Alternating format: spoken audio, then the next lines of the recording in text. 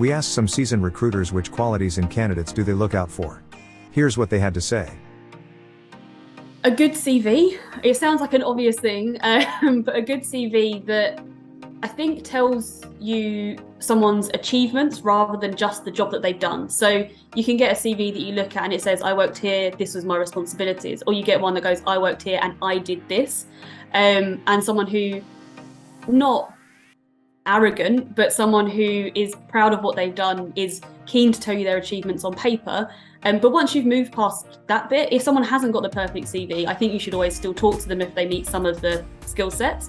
But people who respond promptly, I won't say they have to answer the phone straight away or reply to an email straight away, but if someone comes back to you within a day or two, hopefully within a day, but if they come back to you relatively quickly, you then again can gauge that they're interested in actually looking for a role, and that they're interested in talking to you, and it's getting that, I guess, the understanding and communication up front, that they're committed to this process, whatever that might be. So I think it's the communication bit and the I guess the CV. Other than that, I think it depends on the type of role you're recruiting for. You'll get some really techie roles where someone doesn't need to have a big personality, or you've got a sales role where the personality is all you're looking for. So I think that varies depending on the roles and the areas that you recruit for. But those kind of two bits, the communication and the CV, are, I guess, the thing that overarches all of it.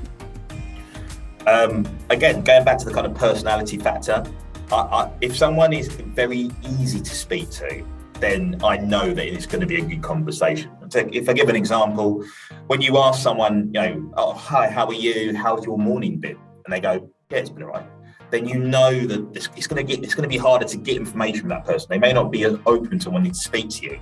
But if the person's like, you know what, I've had a great morning, I've been up, I've gone for a lovely walk, I've got coffee, start my day, I'm ready to go. How's your morning been? Then you know that it's going to be a much more to and fro, that the person's going to be more open to talking to you about certain things. And I think that's one aspect I look for. I also look for people that really are quite decisive in being able to explain their experience while they move from one job to another, what they're looking for in their future opportunity. If you've got someone who really is clued up on why, and the why is what we look for in recruitment. Why do you want to move jobs? Why do you want to look at this location, wherever it might be? Why do you want that salary? But if they can articulate those points effectively and clearly, then yeah, 100% I want to talk to you.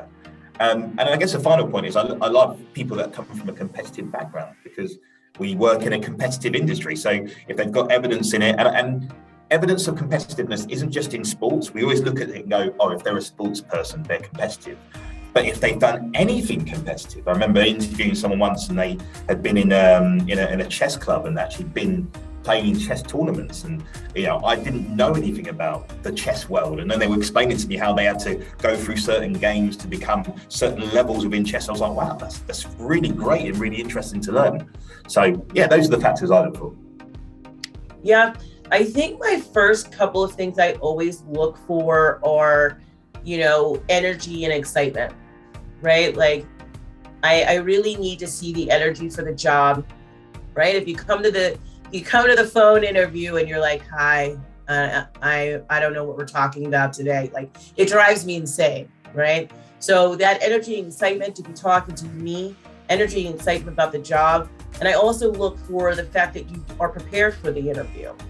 Did you do the research? Do you know who you're actually talking to? I remember being a job seeker and you're you're applying to 100 jobs. But when you get that interview, you should definitely know who you're going to be speaking to, be prepared, and have done some research. And those are big, big things for me.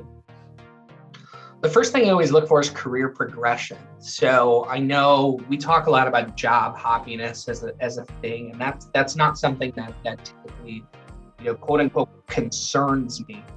What I'm typically looking for is somebody that has, when I watch all the steps in their career, that they're making some sort of progress. It tells me that other organizations trusted them to advance them.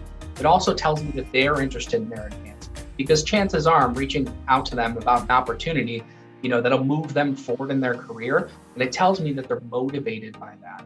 So that's ultimately what kind of ends up being some of your best targets when you're sourcing.